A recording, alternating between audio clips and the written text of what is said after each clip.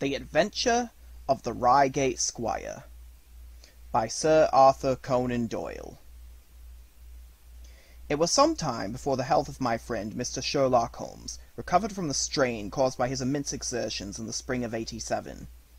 The whole question of the Netherlands-Sumatra Company and of the colossal schemes of Baron Maupertuis is too recent in the minds of the public, and too intimately concerned with politics and finance to be a fitting subject for this series of sketches. It led, however, in an indirect fashion to a singular and complex problem, which gave my friend an opportunity of demonstrating the value of a fresh weapon among the many with which he waged his lifelong battle against crime. On referring to my notes, I see that it was on the 14th of April that I received a telegram from Lyons, which informed me that Holmes was lying ill in the Hotel du Long. Within 24 hours, I was in his sick room, and was relieved to find that there was nothing formidable in his symptoms. His iron constitution, however, had broken down under the strain of an investigation which had extended over 2 months, during which period he had never worked less than 15 hours a day, and had more than once, as he assured me, kept to his task for 5 days at a stretch. The triumphant issue of his labours could not save him from reaction after so terrible an exertion. And at a time when Europe was ringing with his name, and when his room was literally ankle-deep with congratulatory telegrams, I found him a prey to the blackest depression. Even the knowledge that he had succeeded where the police of 3 countries had failed, and that he had outmanoeuvred at every point the most accomplished swindler in Europe, was insufficient to rouse him from his nervous prostration. 3 days later, we were back in Baker Street together, but it was evident that my friend would be much better for a change, and the thought of a week of springtime in the country was full of attractions to me also. My old friend, Colonel Hayter, who had come under my professional care in Afghanistan, had now taken a house near Reigate in Surrey, and had frequently asked me to come down to him upon a visit. On the last occasion he had remarked that if my friend would only come with me, he would be glad to extend his hospitality to him also. A little diplomacy was needed, but when Holmes understood that the establishment was a bachelor one, and that he would be allowed the fullest freedom, he fell in with my plans, and a week after our return from Lyons we were under the Colonel's roof. Hayter was a fine old soldier, who had seen much of the world, and he soon found, as I had expected, that Holmes and he had plenty in common. On the evening of our arrival, we were sitting in the Colonel's gun-room after dinner. Holmes stretched upon the sofa, while Hayter and I looked over at his little armory of firearms. "By the way," said he suddenly, "I think I'll take one of these pistols upstairs with me, in case we have an alarm." "An alarm?" said I. "Yes, we've had a scare in this part lately. Old Acton, who's one of our country magnates, had his house broken into last Monday. No great damage done, but the fellows are still at large."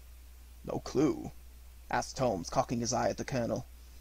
"None as yet, but the affair is a petty one of our little country crimes, which must seem too small for your attention, Mr. Holmes, after this great international affair." Holmes waved away the compliment, though a smile showed that it had pleased him. "Was there any feature of interest?" "I fancy not. The thieves ransacked the library, and got very little for their pains. The whole place was turned upside down, drawers burst open, and presses ransacked, with the result that an odd volume of Pope's Homer, 2 plated candlesticks, an ivory letter-weight, a small oak barometer, and a ball of twine are all that have vanished." "What an extraordinary assortment!" I exclaimed. "Oh, the fellows evidently grabbed hold of anything they could get." Holmes grunted from the sofa. "The county police ought to make something of that," said he. "Why, it is surely obvious that—" But I held up a warning finger. "You're here for rest, my dear fellow. For heaven's sake, don't get started on a new problem when your nerves are all in shreds." Holmes shrugged his shoulders with a glance of comic resignation towards the Colonel, and the talk drifted away into less dangerous channels. It was destined, however, that all my professional caution should be wasted, for next morning the problem obtruded itself upon us in such a way that it was impossible to ignore it, and our country visit took a turn which neither of us could have expected. We were at breakfast when the Colonel's butler rushed in, with all propriety shaken off of him. "Have you heard the news, sir?" he gasped. "At the Cunninghams, sir." "Burglary?" cried the Colonel, with his coffee cup in mid-air. Murder! The colonel whistled. "By Jove," said he. Who's killed, then? "The J.P.? Or his son?" "Neither, sir. It was William, the coachman. Shot through the heart, sir, and never spoke again." Who shot him, then?" "The burglar, sir. He was off like a shot and got clean away. He'd just broke in at the pantry window when William came on him, and met his end in saving his master's property." "What time?" "It was last night, sir, somewhere about 12. "Ah, then, we'll step over presently," said the colonel, coolly settling down to his breakfast again. "It's a baddish business," he added, when the butler had gone. "He's all leading Squire about here, is old Cunningham, and a very decent fellow, too. He'll be cut up over this, for the man has been in his service for years, and he was a good servant. It's evidently the same villains that broke into Acton's." "And stole that very singular collection?" said Holmes thoughtfully. "Precisely. It may prove the simplest matter in the world, but all the same, at first glance, this is just a little curious, is it not? A gang of burglars acting in the country might be expected to vary the scene of their operations, and not to crack 2 cribs in the same district within a few days. When you spoke last night of taking precautions, I remember that it passed through my mind that this was probably the last parish in England to which the thief or thieves would be likely to turn their attention, which shows that I still have much to learn." "I fancy it's some local practitioner," said the colonel. "In that case, of course, Acton's and Cunningham's are just the places he would go for, since they are far the largest about here." "And richest?" "Well, they ought to be. But they've had a lawsuit for some years which has sucked the blood out of both of them, I fancy. Old Acton has some claim of half Cunningham's estate, and the lawyers have been at it with both hands." "If it's a local villain, there should not be much difficulty in running him down," said Holmes with a yawn. "All right, Watson, I don't intend to meddle." "Inspector Forrester, sir," said the butler, throwing open the door. The official, a smart, keen-faced young fellow, stepped into the room. "Good morning, Colonel," said he. "I hope I don't intrude, but we hear that Mr. Holmes of Baker Street is here." The colonel waved his hand towards my friend, and the inspector bowed. "We thought that perhaps you would care to step across, Mr. Holmes." "The fates are against you, Watson," said he, laughing. "We were chatting about the matter when you came in, Inspector. Perhaps you can let us have a few details." As he leaned back in his chair in the familiar attitude, I knew that the case was hopeless. "We had no clue in the Acton affair, but here we have plenty to go on. And there's no doubt it is the same party in each case. The man was seen." "Ah." "Yes, sir, but he's off like a deer after the shot that killed poor William Kerwin was fired. Mr. Cunningham saw him from the bedroom window, and Mr. Alec Cunningham saw him out from the back passage. It was 11:45 when the alarm broke out. Mr. Cunningham had just got into bed, and Mr. Alec was smoking a pipe in his dressing gown. They both heard William, the coachman, calling for help, and Mr. Alec ran down to see what was the matter. The back door was open, and as he came to the foot of the stairs he saw 2 men wrestling together outside.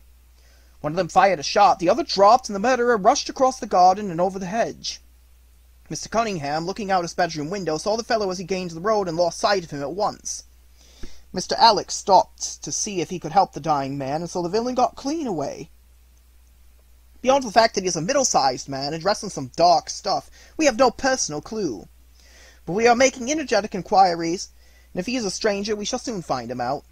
"What was this William doing there? Did he say anything before he died?" "Not a word. He lives at the lodge with his mother, and as he was a very faithful fellow, we imagine that he walked up to the house with the intention of seeing that all was right there. Of course, this Acton business has put everyone on their guard.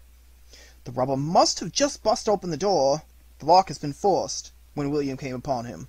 "Did William say anything to his mother before going out?" "She's very old and deaf, and we can get no information from her. The shock has made her half-witted, but I understand that she was never very bright. There is one very important circumstance, however. Look at this." He took a small piece of torn paper from a notebook and spread it out upon his knee. "This was found between the finger and thumb of the dead man. It appears to be a fragment torn from a larger sheet. You will observe that the hour mentioned upon it is the very time at which the poor fellow met his fate. You see that his murderer might have torn the rest of the sheet from him, or he might have taken this fragment from the murderer. It reads almost as though it was an appointment." Holmes took up the scrap of paper. It read, "At 11:45. Learn what? Maybe." "Presuming that it is an appointment," continued the inspector, "it is, of course, a conceivable theory that this William Kerwin, although he had the reputation of being an honest man, may have been in league with the thief. He may have met him there, may even have helped him to break in the door, and then they may have fallen out between themselves." "The writing is of extraordinary interest," said Holmes, who had just been examining it with intense concentration. "These are much deeper waters than I had thought." He sank his head upon his hands, while the inspector smiled at the effect which his case had had upon the famous London specialist. "Your last remark," said Holmes presently, "as to the possibility of there being an understanding between the burglar and the servant, and this being a note of appointment from one to the other, is an ingenious and not entirely impossible supposition. But this writing opens up—" He sank his head into his hands again, and remained for some minutes in the deepest thought. When he raised his face, I was surprised to see that his cheek was tinged with colour, and his eyes as bright as before his illness. He sprang to his feet with all his old energy. "I'll tell you what," said he. "I should like to have a quiet little glance into the details of this case. There is something in it which fascinates me extremely. If you will permit me, Colonel, I will leave my friend Watson and you, and I will step round with the inspector to test the truth of one or two little fancies of mine. I will be with you again in half an hour." An hour and a half had elapsed before the inspector returned alone. "Mr. Holmes is walking up and down in the field outside," said he. "He wants us all four to go up to the house together." "To Mr. Cunningham's?" "Yes, sir. What for?" The inspector shrugged his shoulders. "I don't quite know, sir. Between ourselves, I think Mr. Holmes has not quite got over his illness yet. He's been behaving very queerly, and he is very much excited." "I don't think you need alarm yourself," said I. "I've usually found that there was method in his madness." "Some folk might say there was madness in his method," muttered the inspector. "But he's all on fire to start, Colonel, so we had best go out, if you are ready." We found Holmes pacing up and down in the field, his chin sunk upon his breast, and his hands thrust into his trousers pockets. "The matter grows in interest," said he. "Watson, your country trip has been a distinct success. I've had a charming morning." "You've been up to the scene of the crime, I understand," said the Colonel. "Yes, the inspector and I have made quite a little reconnaissance together." "Any success?" "Well, we have seen some very interesting things. I'll tell you what we did as we walk. First of all, we saw the body of this unfortunate man. He certainly died from a revolver wound, as reported." "Had you doubted it, then?" "Oh, it is as well to test everything. Our inspection was not wasted. We then had an interview with Mr. Cunningham and his son, who were able to point out the exact spot where the murderer had broken through the garden hedge in his flight. That was of great interest." "Naturally." "Then we had a look at this poor fellow's mother. We could get no information from her, however, as she is very old and feeble." "And what is the result of your investigations?" "The conviction that the crime is a very peculiar one. Perhaps our visit now may do something to make it less obscure." "I think that we are both agreed, Inspector, that the fragment of paper in the dead man's hand, bearing, as it does, the very hour of his death written upon it, is of extreme importance." "It should give a clue, Mr. Holmes." "It does give a clue. Whoever wrote that note was the man who brought William Kerwin out of his bed at that hour. But where is the rest of the sheet of paper?" "I examined the ground carefully in the hope of finding it," said the inspector. "It was torn out of the dead man's hand. Why was someone so anxious to get possession of it?" "Because it incriminated him. And what would he do with it? Thrust it into his pocket, most likely, never noticing that a corner of it had been left in the grip of the corpse. If we could get the rest of that sheet, it is obvious that we should have gone a long way towards solving the mystery." "Yes, but how can we get to the criminal's pocket before we catch the criminal?" "Well, well, it is worth thinking over. Then there is another obvious point. The note was sent to William. The man who wrote it could not have taken it. Otherwise, of course, he might have delivered his own message by word of mouth. Who brought the note, then? Or did it come through the post?" "We have made inquiries," said the inspector. "William received a letter by the afternoon post yesterday. The envelope was destroyed by him." "Excellent," good cried Holmes, clapping the inspector on the back. "You have seen the postman. It is a pleasure to work with you. Well, here is the lodge, and if you'll come up, Colonel, I will show you the scene of the crime. We passed the pretty cottage where the murdered man had lived, and walked up an oak-lined avenue to the fine old Queen Anne house, which bears the date of Mal Placket upon the lintel of the door. Holmes and the inspector led us round it until we came to the side gate, which is separated by a stretch of garden from the hedge which lines the road. A constable was standing at the kitchen door. "Throw the door open, officer," said Holmes. Now it was on those stairs that young Mr. Cunningham stood and saw the two men struggling just where we are.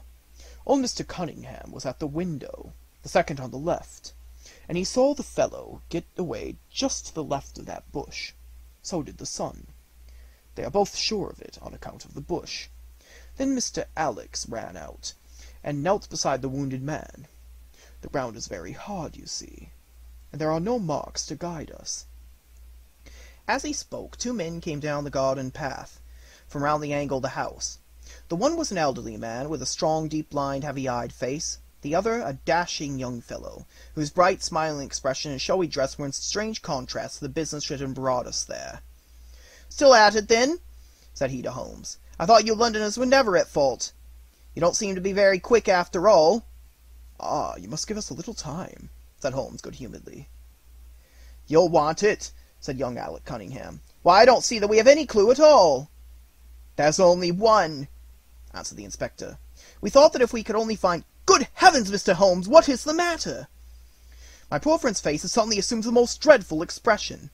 His eyes rolled upwards, his features writhed in agony, and with a suppressed groan he dropped on his face upon the ground. Horrified at the suddenness and severity of the attack, we carried him into the kitchen, where he lay back in a large chair and breathed heavily for some minutes. Finally, with a shamefaced apology for his weakness, he rose once more. "Watson would tell you that I have only just recovered from a severe illness," he explained. "I am liable to these sudden nervous attacks." "Shall I send you home in my trap?" asked old Cunningham. "Well, since I am here, there is one point on which I should like to feel sure. We can very easily verify it." "What is it?" "Well, it seems to me that it is just possible that the arrival of this poor fellow William was not before, but after the entrance of the burglar into the house. You appear to take it for granted that although the door was forced, the robber never got in." "I fancy that is quite obvious," said Mr. Cunningham gravely. "Why, my son Alec had not yet gone to bed, and he would certainly have heard anyone moving about." "Where was he sitting?" "I was smoking in my dressing-room." "Which window was that?" "The last on the left, next to my father's." "Both your lamps are lit, of course?" "Undoubtedly." "There are some very singular points here," said Holmes, smiling. "Is it not extraordinary that a burglar, and a burglar who had had some previous experience, should deliberately break into a house at a time when he could see from the lights that two of the family were still afoot?" "He must have had a cool hand." "Well, of course, if that case were not an odd one, we should not have been driven to ask you for an explanation," said Mr. Alec. "But as to your idea that the man had robbed the house before William tackled him, I think it a most absurd notion. Shouldn't we have found the place disarranged, and missed the things which he had taken?" "It depends on what the things were," said Holmes. "You must remember that we are dealing with a burglar who is a very peculiar fellow, and who appears to work on lines of his own. Look, for example, at the queer lot of things which he took from Acton's. Or what was it? A ball of string, a letter weight, and I don't know what other odds and ends." "Well, we are quite in your hands, Mr. Holmes," said old Cunningham. "Anything which you or the inspector may suggest will most certainly be done." "In the first place," said Holmes, "I should like you to offer a reward, coming from yourself, for the officials may take a little time before they would agree upon the sum, and these things cannot be done too promptly. I have jotted down the form here, if you would not mind signing it. £50 was quite enough, I thought." "I would willingly give 500, said the J.P., taking the slip of paper and the pencil which Holmes handed to him. "This is not quite correct, however," he added, glancing at the document. "I wrote it rather hurriedly." "You see, you begin, whereas, at about 1:45 on Tuesday morning, an attempt was made, and so on. It was at 11:45, as a matter of fact." I was pained at the mistake, for I knew how keenly Holmes would feel any slip of the kind. It was a specialty to be accurate as to fact, but his recent illness had shaken him, and this one little incident was enough to show me that he was still far from being himself. He was obviously embarrassed for an instant, while the inspector raised his eyebrows and Alec Cunningham burst into a laugh. The old gentleman corrected his mistake, however, and handed the paper back to Holmes. "Get it printed as soon as possible," he said. "I think your idea is an excellent one." Holmes put the slip of paper carefully away into his pocketbook. "And now," said he, "it really would be a good thing that we all should go over the house together. Make certain that this rather erratic burglar did not, after all, carry anything away with him."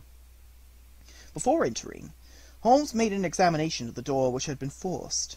It was evident that a chisel or strong knife had been thrust in, and the lock forced back with it.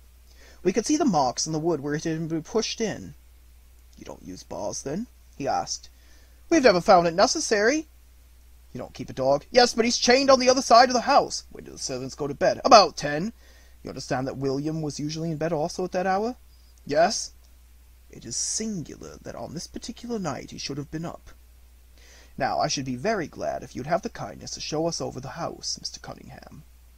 A stone-flagged passage, with the kitchens branching away from it, led by a wooden staircase directly to the front door of the house. It came out by the landing opposite to a second more ornamental stair which led up from the front hall. Out of this landing opened the drawing-room and several bedrooms, including those of Mr. Cunningham and his son. Holmes walked slowly, taking keen note of the architecture of the house. I could tell from his expression that he was on a hot scent, and yet I could not in the least imagine in what direction his inferences were leading him. "My good sir," said Mr. Cunningham with some impatience, "this is surely very unnecessary. That is my room at the end of the stairs, and my son's is the one beyond it. I leave it to your judgment whether it was possible for the thief to have come up here without disturbing us." "You must try round and get out a fresh scent, I fancy," said the son, with a rather malicious smile. "Still, I must ask you to humour me a little further. I should like, for example, to see how far the windows of the bedrooms command the front. This, I understand, is your son's room." He pushed open the door, "and that, I presume, is the dressing-room in which he sat smoking when the alarm was given.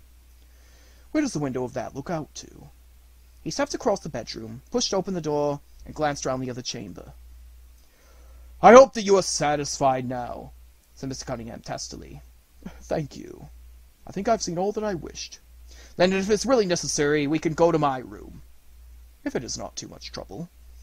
The J.P. shrugged his shoulders and led the way into his own chamber, which was plainly furnished in a commonplace room. As we moved across it in the direction of the window, Holmes fell back until he and I were the last of the group. Near the foot of the bed was a very small square table, on which stood a dish of oranges and a carafe of water. As we passed it, Holmes, to my unutterable astonishment, leaned over in front of me and deliberately knocked the whole thing over. The glass smashed into 1,000 pieces, and the fruit rolled about into every corner of the room. "You've done it now, Watson," said he coolly. "A pretty mess you've made on the carpet." I stooped in some confusion and began to pick up the fruit, understanding that for some reason my companion desired me to take the blame upon myself. The others did the same, and set the table on its legs again. "Hello!" cried the inspector. "Where's he got to?" Holmes had disappeared. "Wait here an instant," said young Alec Cunningham. "The fellow's off his head, in my opinion. Come with me, father, and see where he has got to." They rushed out of the room, leaving the inspector, the colonel, and me staring at each other.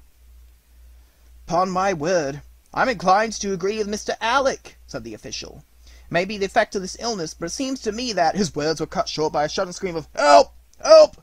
Murder!" With a thrill, I recognized the voice of that of my friend. I rushed madly from the room onto the landing. The cries just sunk down into a hoarse, inarticulate shouting came from the room which we had first visited. I dashed in, and on into the dressing-room beyond. The two Cunninghams were bending over the prostrate figure of Sherlock Holmes, the younger clutching his throat with both hands, while the elder seemed to be twisting one of his wrists. In an instant, the three of us had torn them away from him, and Holmes staggered to his feet, very pale and evidently greatly exhausted. "Arrest these men, Inspector!" he gasped. "On what charge?" "That of murdering the coachman, William Kerwin." The inspector stared about him with bewilderment. "Oh, come now, Mr. Holmes," said he at last. "I'm sure you don't really mean to—" "Tut, man, look at their faces," cried Holmes curtly. Never, certainly, have I seen a plainer confession of guilt upon human countenances. The older man seemed numbed and dazed, with a heavy, sullen expression upon his strongly marked face. The son, on the other hand, had dropped all that jaunty, dashing style which had characterized him, and the ferocity of a dangerous wild beast gleamed in his dark eyes and distorted his handsome features. The inspector said nothing, but, stepping to the door, he blew his whistle. Two of his constables came at the call. "I have no alternative, Mr. Cunningham," said he. "I trust that this may all prove to be an absurd mistake. But you could see that. Ah, would you drop it?" He struck out with his hand, and a revolver, which the younger man was in the act of cocking, clattered down upon the floor. "Keep that," said Holmes, quickly putting his foot upon it. "You will find it useful at the trial. But this is what we really wanted." He held up a little crumpled piece of paper. "The remainder of the sheet!" cried the inspector. "Precisely. And where was it?" "Where I was sure it must be. I'll make the whole matter clear to you presently, I think, Colonel. That you and Watson might return now. I will be with you again in an hour at the furthest. The inspector and I must have a word with the prisoners, and you will certainly see me back at luncheon time." Sherlock Holmes was as good as his word. For about 1 o'clock he rejoined us in the Colonel's smoking room. He was accompanied by a little elderly gentleman, who was introduced to me as the Mr. Acton whose house had been the scene of the original burglary. "I wished Mr. Acton to be present while I demonstrated the small matter to you," said Holmes, "for it is natural that I should take a keen interest in the details. I'm afraid, my dear Colonel, that you must regret the hour in which you took such a stormy patrol as I am." "On the contrary," answered the Colonel warmly, "I consider it the greatest privilege to have been permitted to study your methods of working. I confess that they quite surpass my expectations, that I am utterly unable to account for your result. I have not yet seen the vestige of a clue. I'm afraid that my explanation may disillusionize you, but it has always been my habit to hide none of my methods either from my friend Watson, or from anyone who might take an intelligent interest in them. But first, as I am rather shaken by the knocking about which I had in the dressing-room, I think that I shall help myself to a dash of your brandy, Colonel. My strength has been rather tired of late." "I trust that you had no more of those nervous attacks." Sherlock Holmes laughed heartily. "We will come to that in its turn," said he. "I will lay an account of the case before you in its due order, showing you the various points which guided me in my decision. Pray interrupt me if there is any inference which is not perfectly clear to you. It is of the highest importance in the art of detection to be able to recognize, out of a number of facts which are incidental, and which vital. Otherwise your energy and attention must be dissipated instead of concentrated. Now in this case, there was not the slightest doubt in my mind from the first that the key of the whole matter must be looked for in the scrap of paper in the dead man's hand. Before going into this, I would draw your attention to the fact that if Alec Cunningham's narrative was correct, and if the assailant, after shooting William Kirwan, had instantly fled, then it obviously could not be he who tore the paper from the dead man's hand. But if it was not he, it must have been Alec Cunningham himself, for by the time the old man had ascended, several servants were upon the scene. The point is a simple one, but the inspector had overlooked it because he had started with the supposition that those county magnates had had nothing to do with the matter. Now, I make a point of never having any prejudices, and of following docilely wherever fact may lead me. And so in the very first stage of the investigation, I found myself looking a little askance at the part which had been played by Mr. Alec Cunningham. And now I made a very careful examination of the corner of the paper which the inspector had submitted to us. It was at once clear to me that it formed part of a very remarkable document. Here it is. Do you not now observe something very suggestive about it? "It has a very irregular look," said the Colonel. "My dear sir," cried Holmes, "there cannot be the least doubt in the world that it has been written by 2 persons, doing alternate words. When I draw your attention to the strong T's of at and to, I ask you to compare them with the weak ones of quarter and 12, and you will instantly recognize the fact. A very brief analysis of those 4 words would enable you to say with the utmost confidence that the learn and the maybe are written in the stronger hand, and the what in the weaker."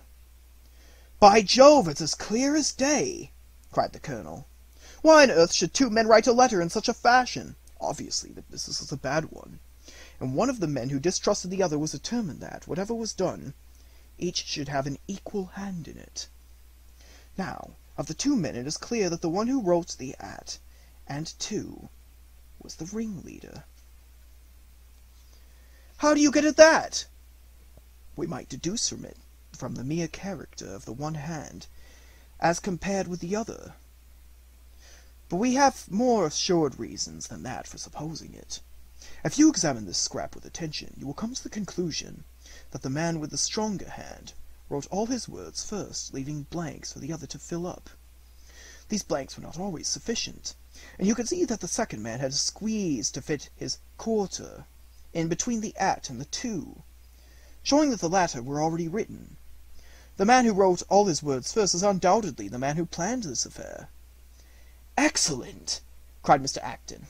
"But very superficial," said Holmes. "We come now, however, to a point which is of importance. You may not be aware that the deduction of a man's age from his writing is one which has been brought to considerable accuracy by experts. In normal cases, one can place a man in his true decade with tolerable confidence. I say normal cases, because ill health and physical weakness reproduce the signs of old age, even when the invalid is a youth. In this case, looking at the bold, strong hand of the one, and the rather broken-backed appearance of the other, which still retains its legibility, although the T's have begun to lose their crossings, we could say that the one was a young man, and the other was advanced in years, without being positively decrepit." "Excellent!" said Mr. Acton again. "There is a further point, however, which is subtler and of a greater interest. There is something in common between these hands. They belong to men who are blood relatives, and may be most obvious to you in the Greek ease, but to me there are many points which indicate the same thing. I have no doubt at all that a family mannerism can be traced in these two specimens of writing. I am only, of course, giving you the leading results now of my examination of the paper. There were 23 other deductions which would be of more interest to experts than to you. They all tended to deepen the impression upon my mind that the Cunninghams, father and son, had written this letter. Having got so far, my next step was, of course, to examine the details of the crime, and to see how far they would help us. I went up to the house of the inspector, and saw all that was to be seen. The wound upon the dead man was, as I was able to determine with absolute confidence, caused by a shot from a revolver fired at a distance of something over 4 yards. There was no powder blackening on the clothes. Evidently, therefore, Alec Cunningham had lied when he said that the two men were struggling when the shot was fired. Again, both father and son agreed as to the place where the man escaped into the road. At that point, however, as it happens, there is a broadish ditch, moist at the bottom. As there were no indications of boot marks about this ditch, I was absolutely sure not only that the Cunninghams had again lied, but that there had never been any unknown man upon the scene at all. And now I had to consider the motive of this singular crime. To get at this, I endeavoured first of all to solve the reason of the original burglary at Mr. Acton's. I understood from something which the Colonel had told us that a lawsuit had been going on between you, Mr. Acton, and the Cunninghams. Of course, it instantly occurred to me that they had broken into your library with the intention of getting at some document which might be of importance to the case. "Precisely so," said Mr. Acton. "There can be no possible doubt as to their intentions. I have the clearest claim upon half the present estate, and if they could have found a single paper, which, fortunately, was in the strong box of my solicitors, they would undoubtedly have crippled our case." "There you are," said Holmes, smiling. "It was a dangerous, reckless attempt, in which I seem to trace the influence of young Alec. Having found nothing, they tried to divert suspicion by making it appear to be an ordinary burglary, to which end they carried off whatever they could lay their hands upon. That is all clear enough, but there was much that was still obscure. What I wanted above all was to get the missing part of that note. I was certain that Alec had torn it out of the dead man's hand, and almost certain that he must have thrust it into the pocket of his dressing gown. Where else could he have put it? The only question was whether it was still there. It was worth an effort to find out, and for that object we all went up to the house. The Cunninghams joined us, as you doubtless remember, outside the kitchen door. It was, of course, of the very first importance that they should not be reminded of the existence of this paper, otherwise they would naturally destroy it without delay, The inspector was about to tell them the importance which we attached to it, when, by the luckiest chance in the world, I tumbled down in a sort of fit, and so changed the conversation. "Good heavens!" cried the colonel, laughing. "Do you mean to say all our sympathy was wasted, and your fit and imposture? Speaking professionally, it was admirably done," cried I, looking in amazement at this man, who was forever confounding me with some new phrase of his astuteness. "It is an art which is often useful," said he. "When I recovered, I managed by a device, which had perhaps some little merit of ingenuity, to get old Cunningham to write the word 12, so that I might compare it with the 12 upon the paper." "Oh, what an ass I have been!" I exclaimed. "I could see that you were commiserating with me over my weakness," said Holmes, laughing. "I was sorry to cause you the sympathetic pain which I knew that you felt." We then went upstairs together, and having entered the room and seen the dressing-gown hanging up behind the door, I contrived by upsetting a table to engage their attention for the moment, and slipped back to examine the pockets. I had hardly got the paper, however, which was, as I expected, in one of them, when the two Cunninghams were on me, and would, I verily believe, have murdered me then and there, but for your prompt and friendly aid. As it is, I feel a young man's grip on my throat now, and the father had twisted my wrist round in an effort to get the paper out of my hand. They saw that I must know all about it, you see, and the sudden change from absolute security to complete despair made them perfectly desperate. I had a little talk with old Cunningham afterwards as to the motive of their crime. He was tractable enough, though his son was a perfect demon, ready to blow out his own or anybody else's brains if he could have got to his revolver. When Cunningham saw that the case against him was so strong, he lost all heart and made a clean breast of everything. It seems that William had secretly followed his two masters on the night when they made their raid upon Mr. Acton's, and, having thus got them into his power, proceeded under threats of exposure to levy blackmail upon them. Mr. Alec, however, was a dangerous man to play games of that sort with. It was a stroke of positive genius on his part to see in the burglary scare, which was convulsing the countryside, an opportunity of plausibly getting rid of the man whom he feared. William was decoyed up and shot, and, had they only got the whole of the note, and paid a little more attention to detail in the accessories, it is very possible the suspicion might never have been aroused. "And the note?" I asked. Sherlock Holmes placed the subjoined paper before us. "If you will only come round at 11:45 to the East Gate, you will learn what will very much surprise you, and maybe be of the greatest service to you, and also to Annie Morrison.